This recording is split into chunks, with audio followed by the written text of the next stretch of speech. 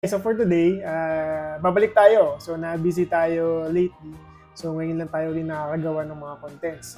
So plano ko, dahil nga madaming nag-request at madami din nagpapaguide, so lahat ng mga projects na makikita natin at meron tayo ngayon, i-review natin one by one. So makikita natin kung maganda ba talaga yung projects, sino ba yung mga backup nitong mga projects na to, at saka nagiging worth ba yung time na ilalaan natin sa mga projects na to. So abangan nyo guys. So lahat ng mga projects na hawak natin, isa-isahin natin yan. Then kung meron kayo naisip na projects on your mind, kung may mga bago upcoming projects pa tayo dyan, I make sure na maging updated tayo sa lahat ng mga lalabas na projects. Ano magiging advantage nyo? Simple lang, hindi na kayo mag-research. Ako na bahalang mag-feed sa inyo ng lahat ng informations na kailangan nyo. And it's up to you kung i-grind mo yung projects o hindi. So yun lang guys, excited din ako. Sana paldo tayo lahat sa mga gagawin natin.